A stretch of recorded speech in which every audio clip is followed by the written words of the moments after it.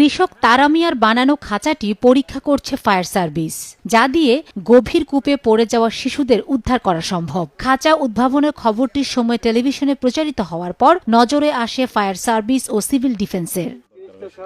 সোমবার দুপুরে যন্ত্রটির কার্যকারিতা পরীক্ষা করতে তারা মিয়ার গ্রামের বাড়িতে আসেন ফায়ার সার্ভিস ও সিভিল ডিফেন্সের রাজশাহী বিভাগের কর্মকর্তারা। প্রথমে খাঁচাটিতে লাইট ও ক্যামেরা সংযোজন করা হয়। পরে 12 ইঞ্চি প্রস্থের গভীর গর্তে শিশুদের মতো ওজনের কাঠের গুঁড়ি ফেলা হয়। এরপর খাঁচাটি দিয়ে তা তুলে আনা হয়।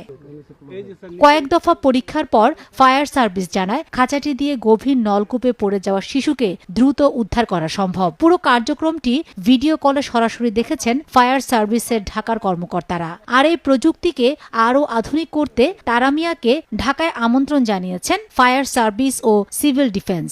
ওনাকে ঢাকা নেওয়ার পরে আমরা সেখানে আরো কিছু সংযোজন বা বিয়োজন বা এর উপরে ভিত্তি করে কিছু গবেষণা করে আমরা আশা করি যে একটা ভালো রেজাল্ট আমরা নিয়ে আসতে পারবো এবং এই উদ্ভাবনীকে দিয়ে আমরা ভবিষ্যতে আল্লাহ না করুক যদি কোনো দুর্ঘটনা ঘটে তাহলে আমরা উদ্ধার করতে সক্ষম হবে। এদিকে ঢাকায় আমন্ত্রণ পেয়ে খুশি কৃষক তারা মিয়া। আমি একটা জিনিস আবিষ্কার করেছিলাম গভীর নলকূপে বাচ্চা উত্তোলনের। সেই জিনিসটি রাজশাহী বিভাগীয় স্যার ফায়ার সার্ভিস আসছিল, আসা দেখে খুবই খুশি এবং আমাকে ওই ঢাকা স্যার ডাকছে আমাকে ওখানে নিয়ে যাওয়ার জন্য।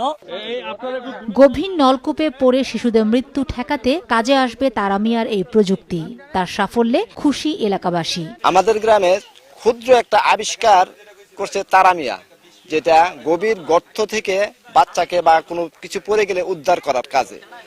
আর এই প্রযুক্তি দেখে আজকে আমার কাছে খুবই ভালো লাগতেছে।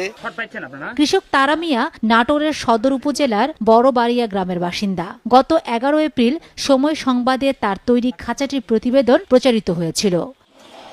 সময় সংবাদ, নাটোর।